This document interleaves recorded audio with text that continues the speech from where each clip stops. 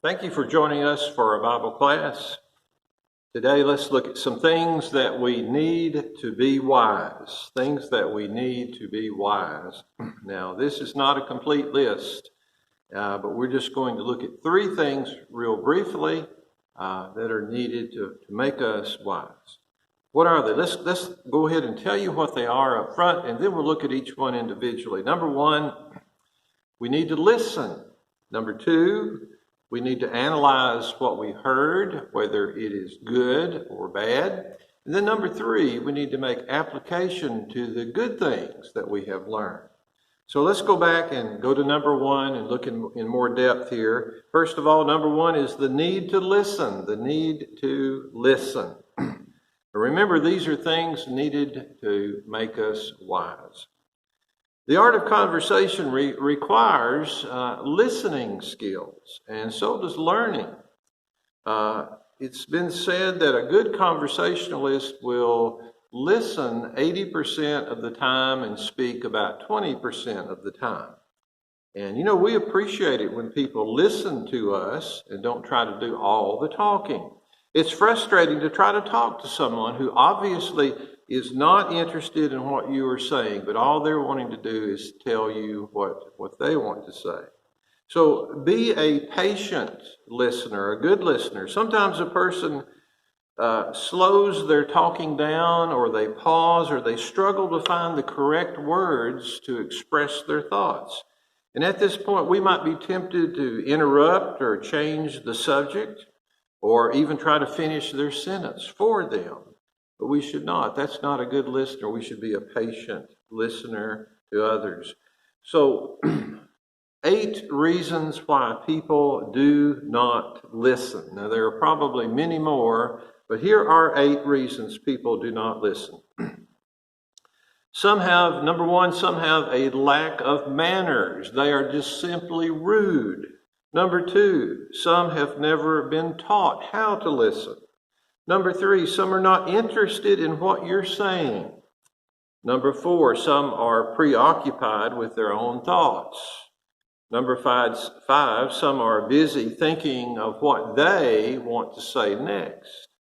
Number 6, some don't believe they can benefit from wisdom other than their own. Number 7, some can't hear because of their preconceived ideas.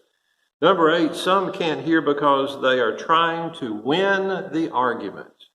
And we can go to our politicians and see that demonstrated every single day.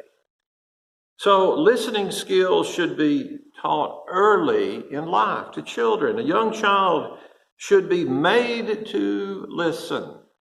And when I was growing up as a young child, I was made to listen. And I'm sure the old-timers who hear this lesson will know exactly what I mean. We were made to listen, and we benefited for it later in life. Children need to listen in order to learn about the important things in life. And even later in life, even as we get older, or an older elderly person, we are still wise to listen. In Proverbs 1 verse 5, it says, a wise man will hear, there's your listening, and he will increase in learning, and a man of understanding will attain unto wise counsels. Well, how does he attain unto wise counsels? Well, he listens to wisdom. Now, God gave us 2 ears, and we ought to use them. In Matthew 13, Jesus said, the people heard him, but they didn't hear him. Neither did they understand what he said. He said, their ears are hard of hearing. Their eyes they have closed, lest they should see with their eyes and hear with their ears, lest they should understand with their hearts and turn, so that I should heal them.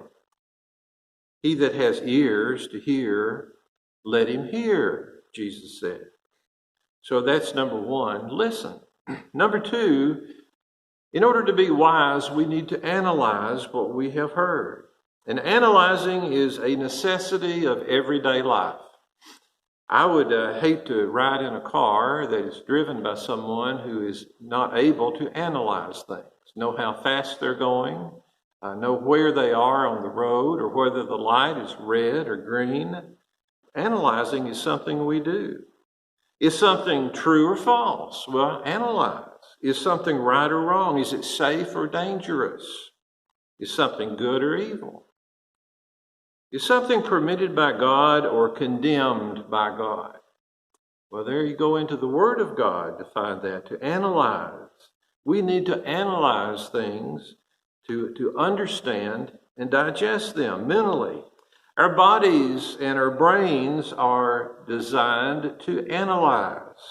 The human body is an analyzing machine. We can touch a surface and know whether it is cold or hot or dry or wet, rough or smooth, just by the fingertips. We can know that.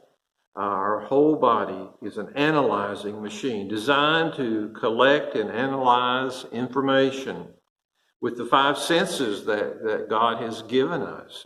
Hearing, seeing, smelling, tasting, touching, all those things help us to analyze. And even little children have the ability to analyze. Eyes see, ears hear, information is sent to the brain. The brain analyzes in light of existing knowledge, and a judgment call is made. Sometimes we need to pause in order to analyze. Sometimes it takes a moment or so to do that. We need to give the brain some time to work before we act. So there's a great value in not acting before you have analyzed the information. Pause or analyze to avoid saying words that you'll regret later. In Proverbs 29:20, it says, if you see a man that is hasty in his words, there is more hope for a fool than for him. So pause and analyze to avoid losing our temper and acting foolishly. In Proverbs 14:29, it says, he that is slow to wrath is of great understanding, but he that is hasty of spirit exalts folly. And then number 3 in our points here of things to help us be wise, number 3 is the need to make application of the good things. A jar of ointment does no good as when it's sitting on the shelf.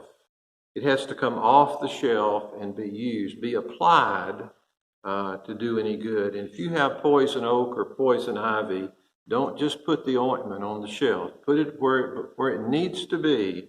Apply the ointment. So number 3 is the need to make application. Listening and analyzing, the first 2 things, are of no value unless we're willing to put it into practice. Some people spend a lot of time reading and analyzing the Bible, but they never see the need to apply it to their own lives. It applies to everyone else. They can teach it to everyone else, but they don't see the need to apply the Word of God to themselves. It's ointment sitting on the shelf. In 2 Timothy 3:7, it says, some people are ever learning. These are some of our Bible scholars, ever learning, but never able to come to the knowledge of the truth. Application. We must make application of what we have learned. We must follow up our learning with doing what is right. That's the application. In Matthew 7, here's what Jesus said. Whoever hears these sayings of mine and does them, there's application. I will liken him unto a wise man who built his house on the rock, and the rain descended, and the floods came, and the winds blew and beat on that house, and it did not fall, for it was founded on the rock. It was founded on doing the truth.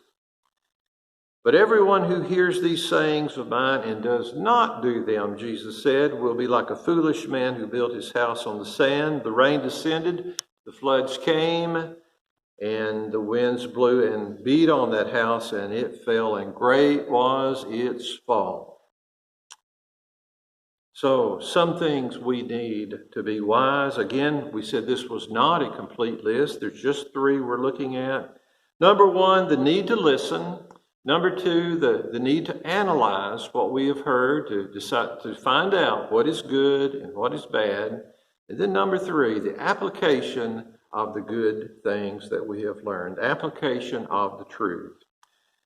In 1 Corinthians 15, verse 1, there's a great example of this, speaking about the people there in Corinth, the church in Corinth. And Paul writes this, "Brethren, I declare to you the gospel which I preached to you, which you have received, and wherein you now stand."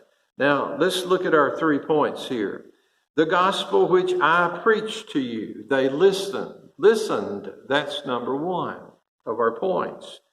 Which you have received. They analyzed what they heard. And number three, wherein you stand. They made application of the truth. They were wise in Corinth to do so. Hope you'll study this and add to it your own personal notes and continue in your own Bible reading at home. Thank you for joining us.